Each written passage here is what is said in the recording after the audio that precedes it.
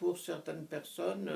dont nous étions, une certaine déception à partir de la libération, parce qu'il y avait les forces de gauche destructrices qui étaient très importantes à cause de la victoire de Staline et des Russes. Beaucoup de Français, tout de suite après la guerre, ont vécu pour le Parti communiste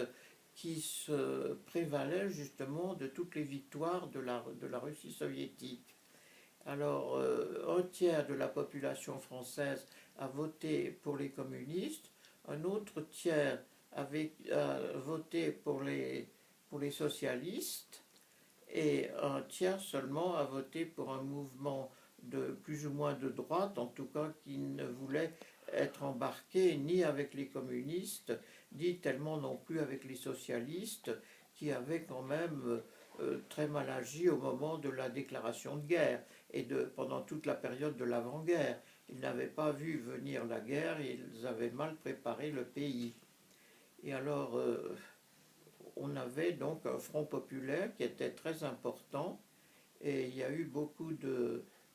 discussions, de débats, et finalement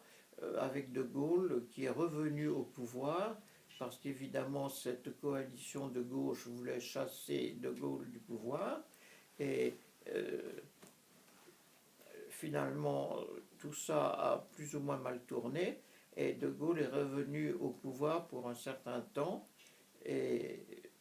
la France a mis beaucoup de temps à retomber dans une vie normale, d'autant plus que malheureusement se déclenchaient à cette époque les guerres coloniales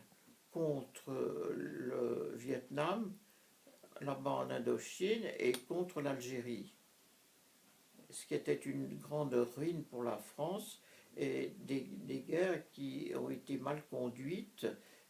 C'était d'ailleurs difficile de faire mieux dans des pays aussi lointains et aussi déterminés à se libérer du joug de la France. Et tout cela a pesé très lourd dans l'après-guerre. Et malgré ça, il y a eu quand même les fameuses 30 glorieuses,